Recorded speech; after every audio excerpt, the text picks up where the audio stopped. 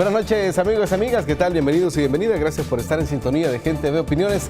Esta noche vamos a conocer las propuestas que le hacen a nuestro país una organización de profesionales por la transformación de El Salvador, PROES. Esta noche están con nosotros tres buenos amigos. Están Mauricio Velázquez, ingeniero civil. Bienvenido, Mauricio. También está con nosotros Wendy Flores, es licenciada en Química y Farmacia. Bienvenida, Wendy. Mucho gusto. Y también Jonathan Cisco, abogado de la Unidad Nacional por la Justicia. De Abogados por la Justicia y la Democracia. Y la democracia, eso. Bienvenido, Jonathan. Muchas gracias. Bueno, ante el nuevo escenario electoral que estamos viviendo, saben ustedes que tenemos, creo que como 50 días hacen falta para llegar a esa gran fiesta, a ese momento decisivo en el que todos los salvadoreños y salvadoreñas estamos llamados a elegir a las personas que nos van a representar en la Asamblea Legislativa y a quienes van a asumir las riendas de los consejos municipales y por supuesto el liderazgo de alcaldes y alcaldesas. Ha nacido un movimiento recientemente que, como ya dijimos, se llama Profesionales por la Transformación de El Salvador. Tenemos una nota que justamente es producto de la cobertura que hicimos del lanzamiento de este movimiento.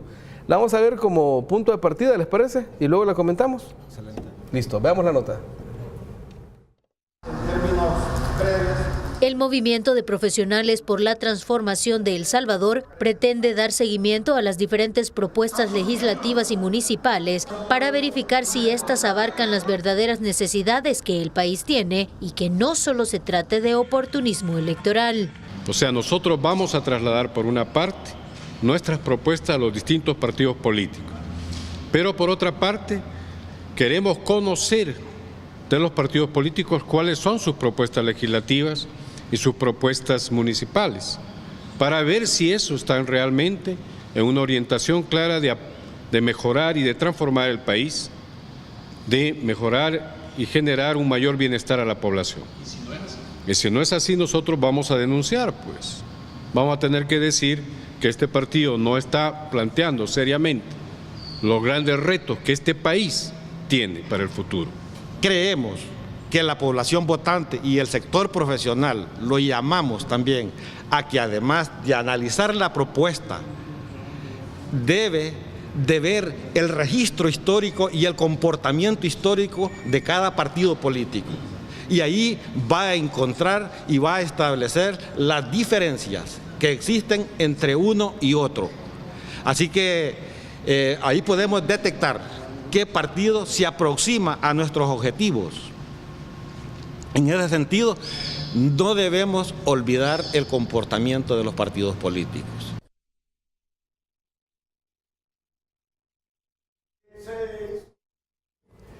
Muy interesante realmente porque los profesionales, es decir, los salvadoreños y salvadoreñas que hemos tenido la oportunidad de acceder a la educación superior, tenemos ese compromiso con la sociedad de iluminar, de analizar y de poder orientar a la ciudadanía.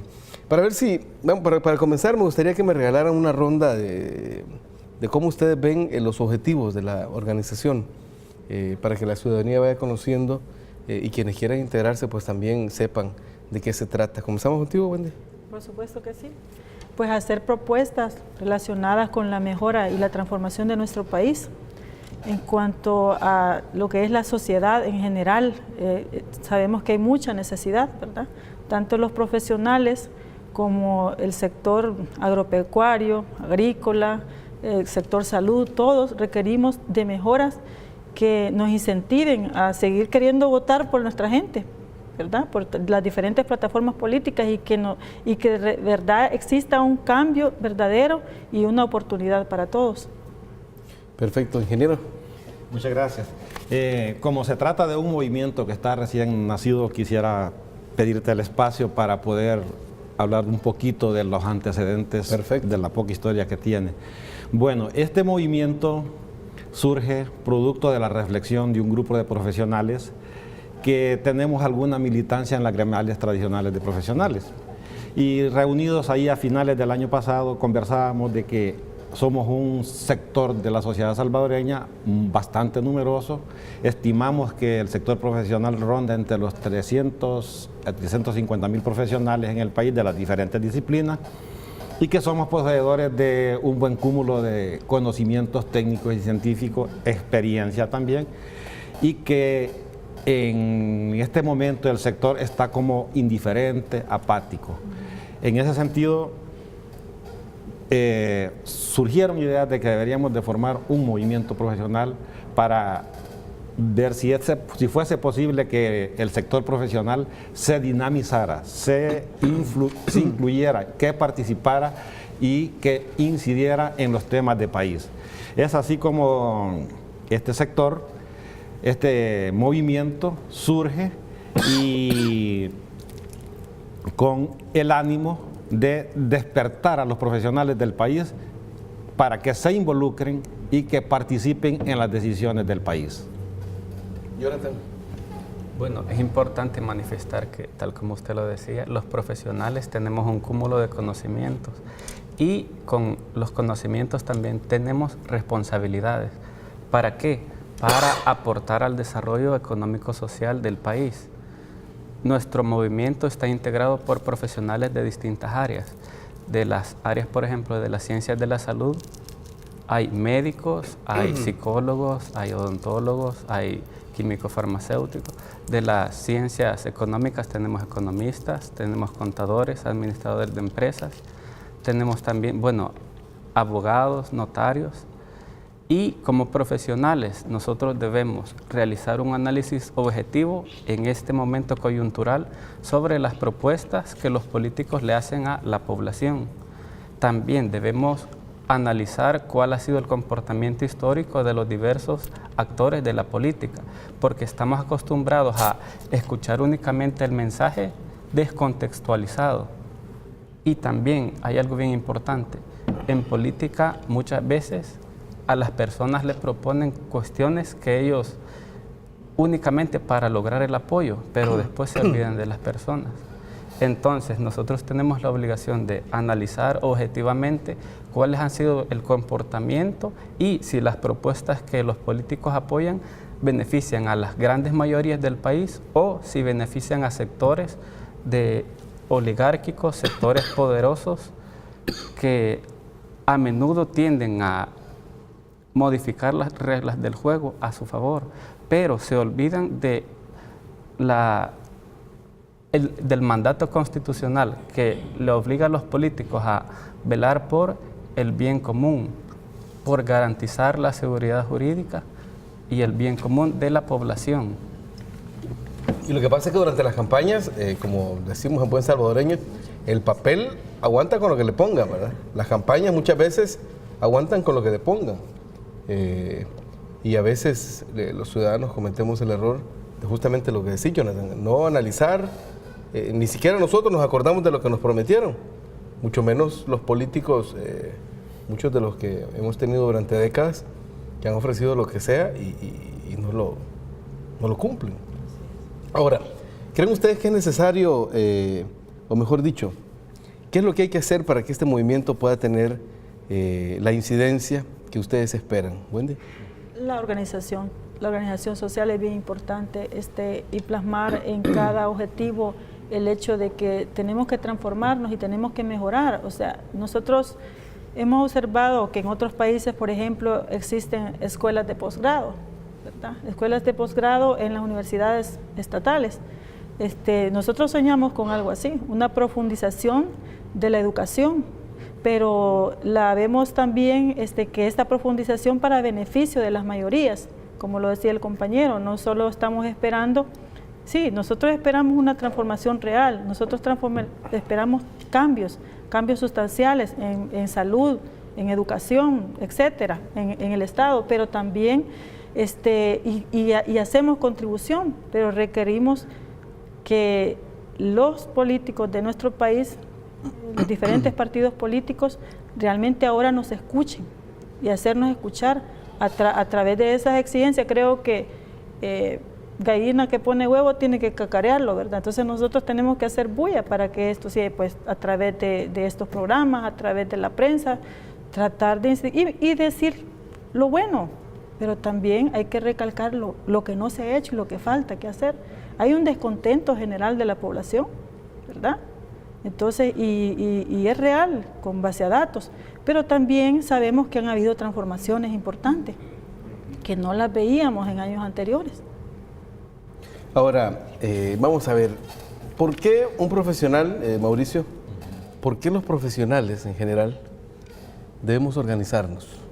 Sí, justamente en ese periodo previo al lanzamiento del movimiento, estábamos coincidiendo la mayoría que estábamos en ese trabajo, en el sentido de que el conocimiento por sí solo y la capacidad técnica por sí sola no tiene el alcance o la profundidad que debe de tener cuando se tiene una estructura organizativa que esté al servicio de esos planteamientos. Entonces, llegamos a la conclusión de que profesionales desorganizados no inciden en nada. Y por eso hemos estado como que estamos en el graderío, viendo jugar un partido de ping-pong. Y hoy queremos entrar a jugar, pero de una forma con un enfoque técnico, científico, con un esfuerzo político, si se quiere, pero en el sentido ético de la palabra. Sí, porque al final política es todo, pues, y al final todos somos políticos.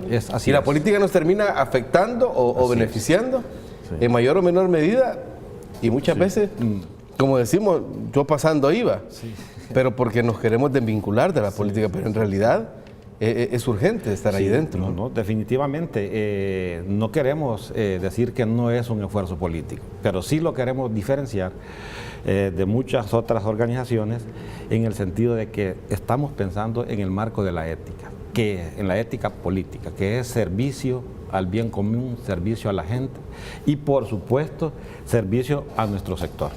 Y ahí acabas de mencionar una palabra que a mí me han dado estos días con todo esto de las elecciones y que empieza uno a escuchar propuestas y empieza uno a ver gente y empieza a oír algunos comentarios. Hay quienes dicen que la política es acá, que la política es allá, que la política es sucia, que la corrupción. Pero tú mencionaste una palabra fundamental y Jonathan, quisiera preguntarte cómo lo ves tú, porque a mí me parece que al final estamos hablando del servicio público.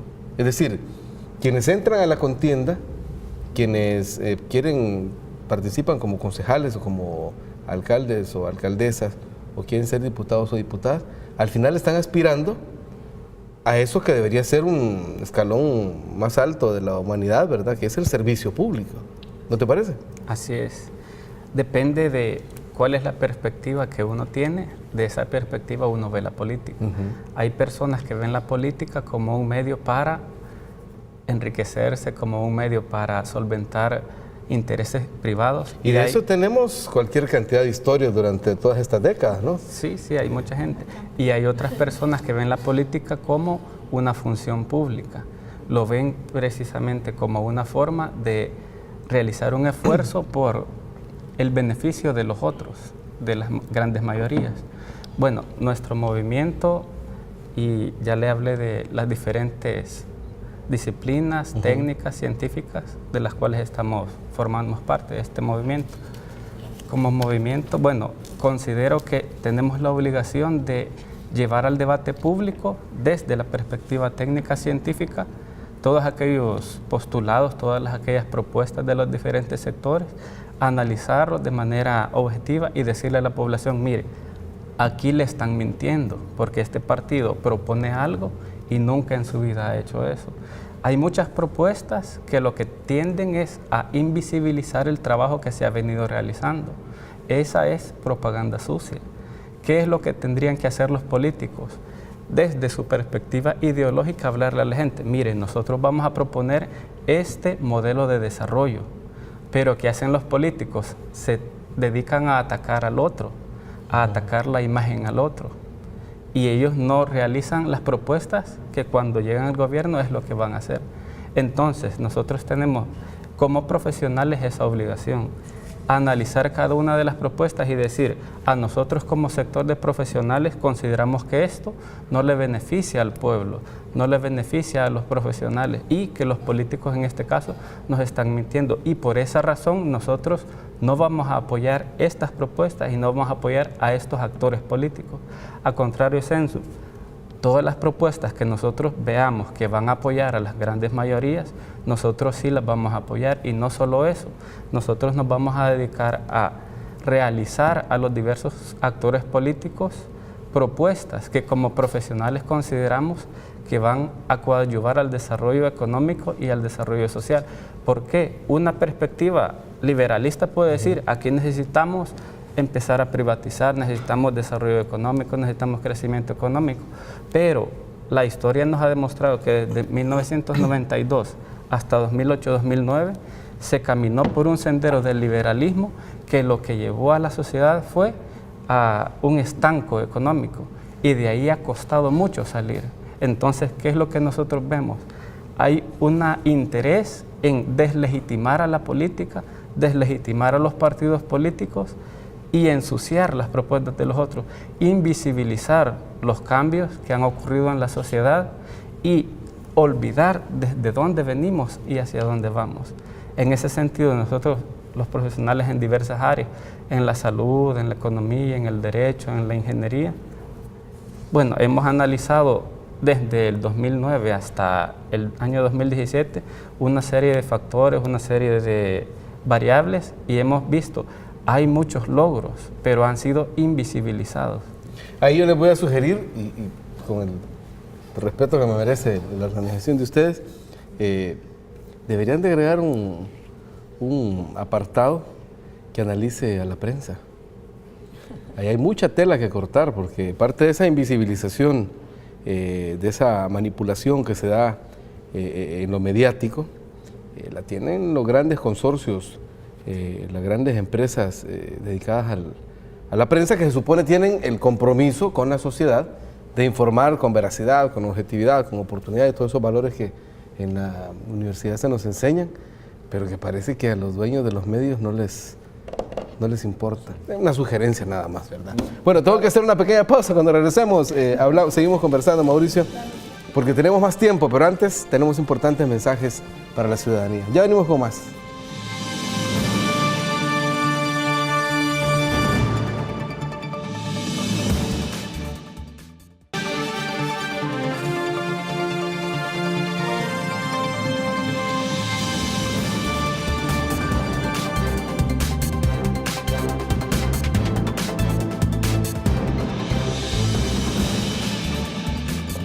Bueno, seguimos conversando con nuestros buenos amigos del Movimiento de Profesionales de El Salvador. Realmente es interesante ver cómo los diferentes sectores se interesan por este proceso que estamos viviendo, que es fundamental, porque como profesionales, me incluyo, como gremio de profesionales, me incluyo, porque es necesario realmente, es urgente. Ahora, ¿qué transformaciones podríamos señalar que están sucediendo en nuestro país, Mauricio? Aunque yo creo que me querías decir algo antes, ¿verdad? Que nos fuéramos al corte. Quería puntualizar con lo que cerraste en el set anterior, y es justamente que el movimiento está abierto a todos los profesionales, indistintamente de su formación.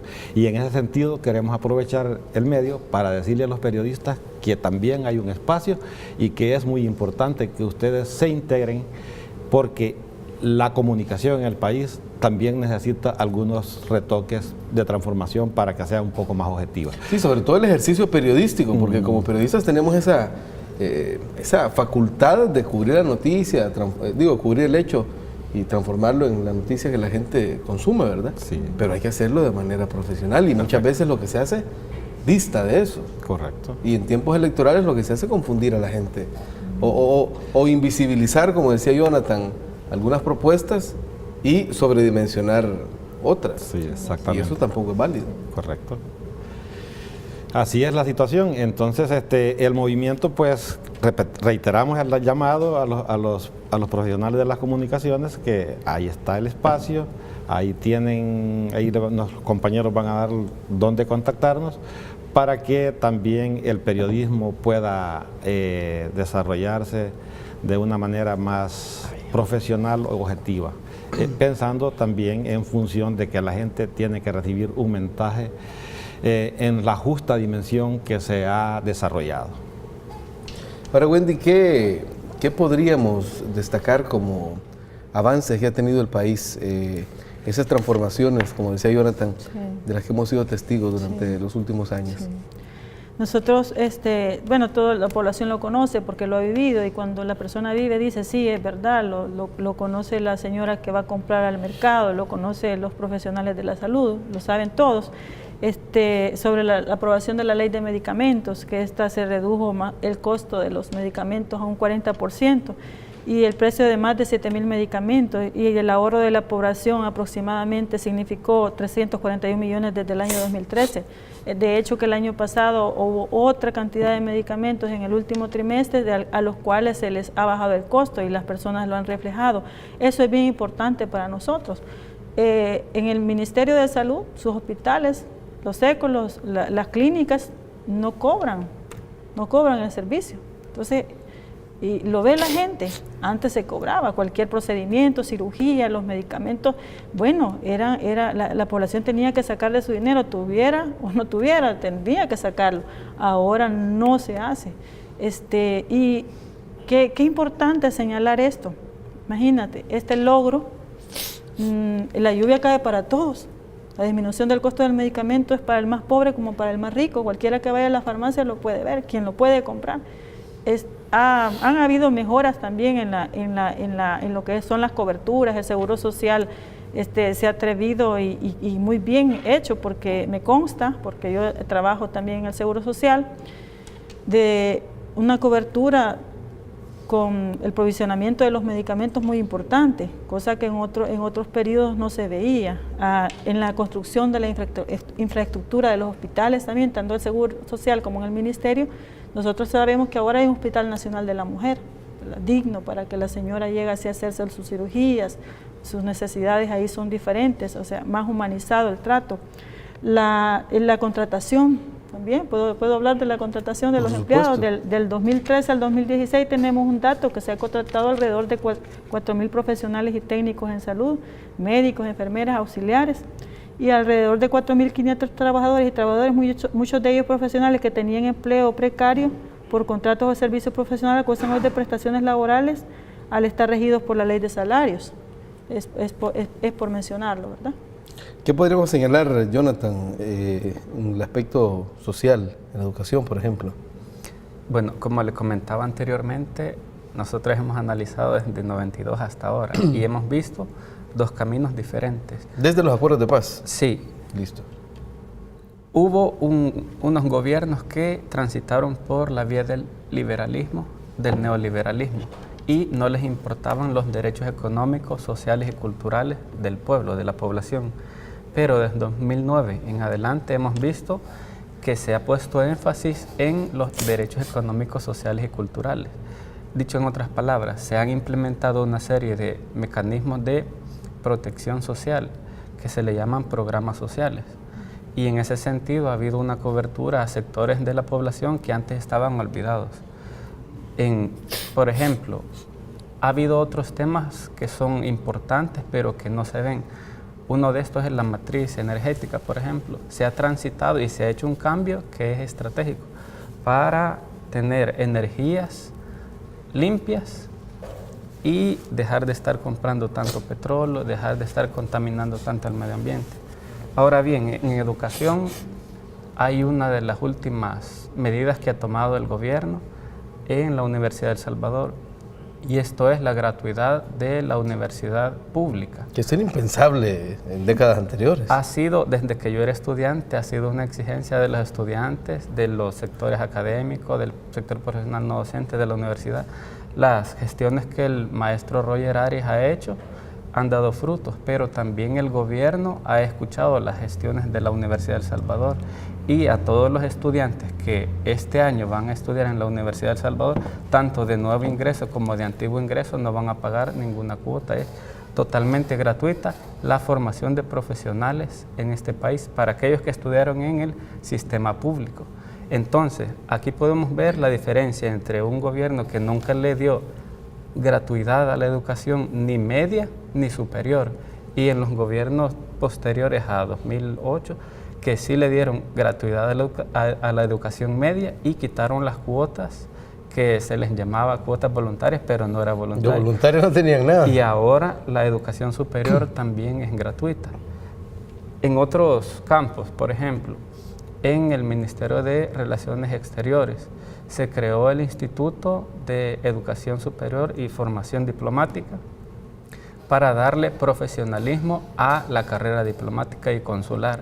Esto es importantísimo. ¿Cómo se elegían a los embajadores, a los cónsules anteriormente? Bueno, únicamente por nombramiento político, por nombramiento de confianza. Y esto es importante porque en un país tan pequeño como nosotros no podemos estar aislados en el mundo. ¿Cuál es la función que ahora están desarrollando los cónsules y embajadores? Estableciendo vínculos con otras naciones, llamando a personas para que vengan a invertir al país. Se han aperturado relaciones diplomáticas con países que antes era totalmente impensable, y eso significa que se estrechan lazos de amistad económicos, sociales y culturales con otras naciones. Y en esto hay un tema importantísimo. Muchas veces se decía, es que nosotros como país estamos atados de mano. Somos muy pequeños, dependemos de potencias imperialistas y por estas razones no podemos establecer nuevos vínculos, nuevas alianzas. Y lo ha demostrado el Ministerio de Relaciones Exteriores, que de una manera profesional ha ampliado las alianzas estratégicas con diversas naciones del continente y otras. Estamos hablando, por ejemplo, Bolivia, sí. Cuba. Estamos hablando de que ha habido tratados con la Unión Europea, hemos estrechado lazos con Ecuador, con Colombia, con Perú, con Cuba, con Corea, con Bolivia. Es una serie de embajadas que se han abierto, otras que son sedes diplomáticas que no son embajadas. Bueno, se está hablando de que en Rusia están empezando a haber vínculos, y todas estas naciones es importante que nosotros no estemos aislados, especialmente siendo un país tan pequeño. Ahora bien, me gustaría mencionar otras. En la Academia Nacional de Seguridad Pública, y la seguridad pública es un tema sensible para nuestra sociedad.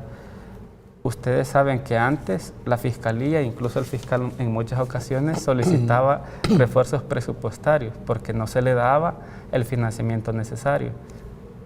De 2009 hasta acá hemos visto que el presupuesto corriente, el presupuesto ordinario de la Fiscalía ha aumentado de una manera muy significativa. Yo nunca había visto en las noticias, miren, vamos a contratar 100 fiscales de una sola vez. Y el gobierno actual, desde la Secretaría del Ministerio de Hacienda, lo ha hecho. En la Academia Nacional de Seguridad Pública, desde 2009 hasta la fecha, se han formado más de 9.000 policías que están en las calles brindándole seguridad al pueblo. Bueno, se han implementado... también van a tener una carrera policial, ¿verdad? Sí. Creo que te da ese salto de calidad. Y también hay un salto de calidad porque a los policías anteriormente los graduaban, pero no les enseñaban algunas cuestiones que son sumamente importantes, porque el tipo de policía nacional civil que tenemos desde los acuerdos de paz hasta ahora tiene como función no solo se le llama law enforcement, se le llama, no solo ayudan a aplicar la ley, sino que también son versados en materia de derechos humanos. Y ellos incluso sirven para que la comunidad de manera democrática, de manera pacífica, resuelva sus conflictos. ¿Por qué? Ese es el primer escalón para evitar la escalada de violencia. Violencia genera violencia. Entonces, los policías en muchas ocasiones llegan y cuando un problema no es tan grave, tratan de solucionarlo con las personas de manera pacífica. Eso me lleva a preguntarte, Mauricio, ¿cómo ves el tema de la inseguridad? ¿Cómo ves que ha evolucionado en ese análisis que ustedes hacen como organización? ¿Cómo ha evolucionado el tema de la seguridad ciudadana y la prevención de la violencia? Sí. Bueno, este es un fenómeno que se ha presentado por acuerdos de paz y vino en avanzada, pero creemos que en estos últimos 2 años ha mostrado un declive, ha empezado a disminuir. Y lo importante de esto es que se tiene una visión distinta de resolver el problema. Ya no es solo con la represión, sino que se están buscando los espacios donde se tengan otras opciones como la educación, el deporte, la cultura. Y en ese sentido, pues, creo que hay esfuerzos importantes en el tema de educación. Es que el joven debe tener una opción donde participar. En el caso de la Universidad de El Salvador, que es una institución que yo he seguido permanentemente porque me he graduado de ahí, he trabajado ahí y sigo como miembro de la corporación, como parte del sector profesional no docente. La población de la universidad es de la periferia del país, es de la periferia de las colonias y ahora ha abierto un espacio en línea que es bien importante porque el estudiante que viene de la periferia del país a la gran ciudad viene a corta edad, hay un desprendimiento de su familia, hay un desprendimiento y llega a la ciudad y no encuentra los espacios y por ahí pues vienen algunas dificultades en su rendimiento académico. Ahora con esto de la universidad en línea, que cada año va en aumento, esto está acercando, está aproximando la universidad a sus poblaciones de origen. Entonces, interesante, esperamos que esta tendencia a la baja siga y que el gobierno continúe apoyando estos programas de educación, de deporte, etcétera, para que el joven tenga los espacios donde entretenerse y desarrollar toda su actividad. Definitivamente que ninguna persona, ningún ser humano nace delincuente, la sociedad lo crea. Y ahí es donde tenemos que ser un poco justos o, como diría, o ha habido una incomprensión de la población en el sentido de que cuando se toca el tema se habla solo del gobierno y se enfoca todo incluso en ministerios y en órganos policiales, pero en realidad el problema tiene a la base un sistema que no ha podido darle la oportunidad, y los gobiernos que nos han precedido no han tenido el interés de facilitar esos espacios. Así que tenemos que también echarle una miradita al sistema político-social que tenemos como país, porque a lo mejor también encontramos por ahí algunas reformas importantes que al menos deben de hacerse. Y lo que pasa también es que la pregunta, y creo que es de la que ustedes se han hecho, ¿verdad?, para tomar esta decisión, ¿y qué hacemos? Digo, porque uno puede pasar toda la vida criticando, sí. O elucubrando, sí, pero eso usted qué va a hacer, levantar la mano y decir, quiero agregar algo. ¿Y yo qué hago? Sí, tenemos que demandar definitivamente, pronunciarnos ante las injusticias, de las injusticias sociales. Sabemos de que el gobierno actual se le ha dado un aporte bien importante a lo que es la gran empresa, oportunidades, hasta incentivos fiscales. Sin embargo, la oportunidad con la pequeña, micro y mediana empresa ha sido significativamente menor, y no hablemos del gobierno en general, sino que hablemoslo con las oportunidades, porque tenemos 3 poderes de Estado en donde se deciden leyes, y viene y propone un partido político un incentivo para la microempresa, pero no es aprobado, ¿verdad? Entonces es bien difícil estar en un estira y encoge hacia esto. Actualmente es bien importante mencionar que se han tenido muchos avances, ¿verdad? La ley LACAP permite que la micro, mediana y pequeña empresa compre hasta el 12%. Se requeriría, siquiera nosotros como profesionales lleguemos a un 25% que le compren a la pequeña, mediana y microempresa. Es bien importante. Bueno, y de esto radica la oportunidad para los jóvenes, porque sí, las actividades de esparcimiento, la educación, todo eso es muy bueno, pero salen los jóvenes con qué oportunidad de trabajar. Todos quieren trabajar y nosotros queremos que esto siga avanzando. Han habido crecimiento en el número de empleos, es muy claro, más que en años anteriores, pero es necesario establecer mejores oportunidades, tanto lo que es los ministerios, ¿verdad?, como la empresa privada, la oportunidad laboral. Una persona ociosa, una persona que no tiene oportunidad de siquiera tener unos $20 en la bolsita, ¿verdad?, para poder seguir subsistiendo. Un muchacho necesita lo básico, y si no lo tiene, pues la manera de hacerlo es trabajando, las oportunidades laborales, eso demandamos también. Ahora, esto que ustedes mencionan, todo este tipo de avances que han habido y los desafíos que hay, obviamente son un reto para el país,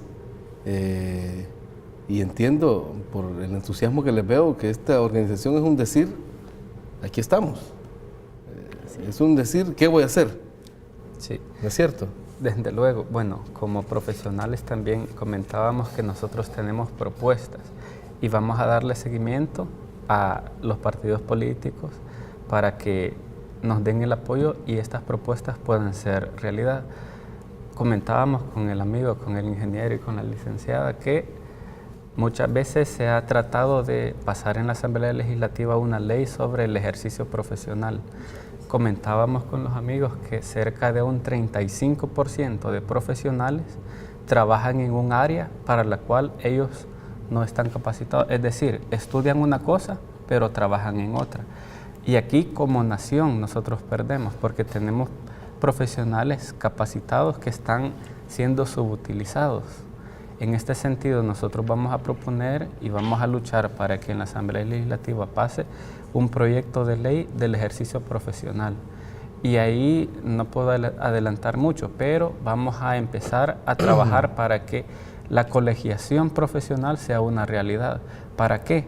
Para que los profesionales hagamos uso del derecho a las libertades que tenemos, libertad de reunión, libertad de asociación, libertad de opinión, y para que estando organizados trabajemos para las mejoras de cada uno de los gremios, pero también para las mejoras de la sociedad. Comentábamos con los amigos que en otros países, cuando existe un colegio, debido a que tienen mayor capacidad financiera, ellos llaman a personas altamente capacitadas de otros países para que vengan y a los profesionales les den capacitaciones sobre las últimas tendencias, sobre las últimas tecnologías, y que los profesionales trabajemos de forma mucho más eficiente. Eso eleva el nivel técnico. Eleva el nivel técnico de los profesionales, y los profesionales son trabajadores siempre, pero son trabajadores cualificados especialmente. Es decir, que con las mismas horas de trabajo nosotros podemos lograr mucho más beneficios para el país de lo que lo hace un trabajador de base. Además de esta propuesta de los colegios, también es necesario, bueno, comparemos cómo funciona el colegio en otros países y acá. Tenemos en otros países, por ejemplo, asociaciones de psicólogos que realizan ellos normativa, y que la normativa está mucho más adecuada a la realidad nacional, mucho más adecuada a los últimos cambios en las doctrinas. Acá nosotros vemos, por ejemplo, el compañero nos comentaba que en los ingenieros tenemos reglamentos, tenemos leyes de 1930, 1950. Pensemos cuál es la realidad de nuestro país. Acá tenemos a cada rato terremotos, ¿verdad? A cada rato nos asusta el terremoto. Sí. Pero, ¿de qué forma estamos construyendo? En otros países, los colegios de ingenieros realizan especificaciones técnicas sobre cómo se debe de construir. ¿Qué es lo que ha pasado acá? Y no nos dejarán mentir. Acá se ha construido en áreas protegidas. ¿Por qué? Porque en los gobiernos anteriores había clientelismo político, había corrupción, y eso se ha invisibilizado. ¿Qué es lo que sucedió en las colinas, por ejemplo? Esa área no estaba apta para que se construyera ahí. ¿Qué pasa con muchos edificios del centro histórico? Esos edificios no están aptos para que las personas desarrollen sus labores ahí. Incluso se menciona que hay un edificio de la Asamblea Legislativa que tiene problemas estructurales, la Iglesia del Carmen y diferentes. Entonces, nos comentaba el compañero ingeniero que eso en otros países no se da, porque los ingenieros tienen un rol activo. En nuestro gremio de abogados, lastimosamente es una realidad, los abogados estamos demasiado pasivos. ante los comportamientos de algunos jueces que de forma casi dictatorial aquí realizan todo tipo de sentencias violatorias. Si veamos el papel de la Sala de lo Constitucional. Usted lo ha dicho, hace pocos días han destituido a un titular de la CIGET, por ejemplo, y normalmente cuando un juez le recibe una demanda pasa por todo un proceso y hasta en la sentencia definitiva dice culpable o inocente. ¿Qué es lo que ha sucedido con la Sala de lo Constitucional? De un plumazo. Con una medida cautelar han destituido a funcionarios de elección secundaria, pero también a funcionarios electos por el pueblo.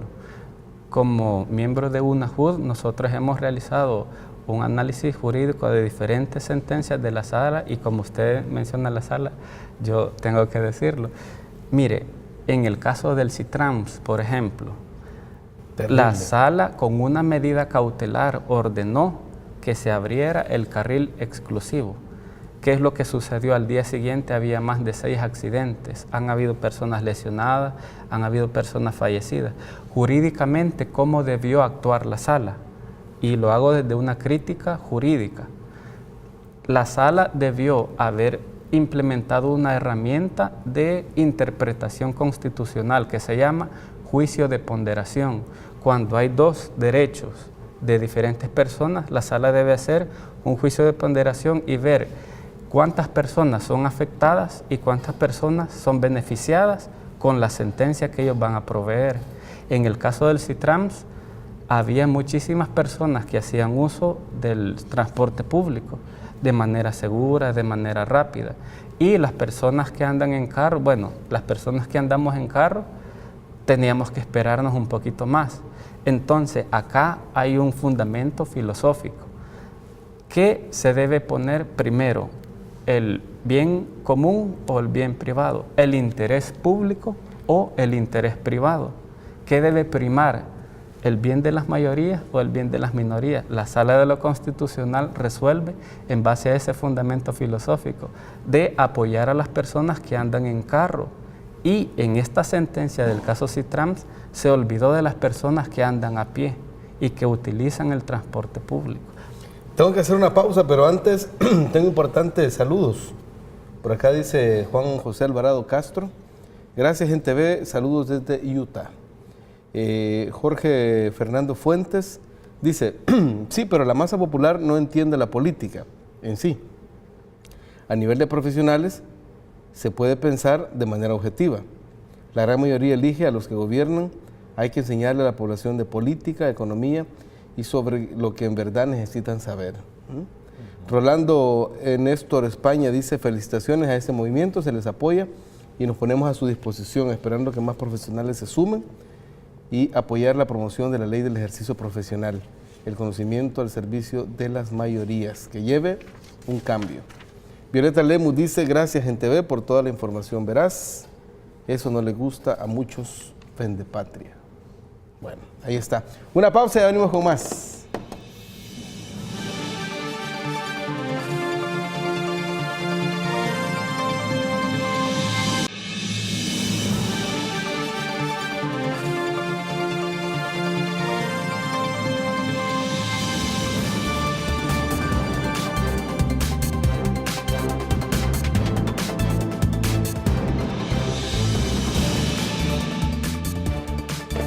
Muchas gracias por estar en sintonía de Gente B Opiniones. Estamos conversando con los amigos de la Asociación Salvadoreña de Profesionales.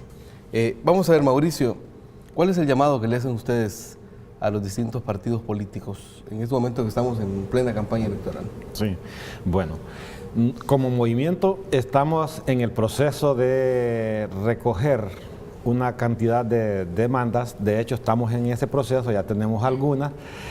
Y vamos a tener a disposición esas necesidades, esas falencias con que el sector profesional ha estado funcionando. El día 26 de enero vamos a hacerle entrega oficial a los dirigentes del FMLN en la Feria Internacional, en el Pabellón Internacional número 1 a las 5 de la tarde. Entonces, la invitación es para todos aquellos profesionales y estudiantes que estén preocupados por la situación del sector, a que nos acompañen a hacer fuerza, a hacer unidad para que nuestras peticiones sean escuchadas por los diferentes partidos políticos. Tengo por acá otro mensaje, dice Rafael Moreno Salvador, dice gracias por tan valiosa información. Esto va a ser el día jueves. Viernes 26. Viernes 26, perdón. Viernes 26 de enero. En CIFCO, ¿quiénes pueden llegar?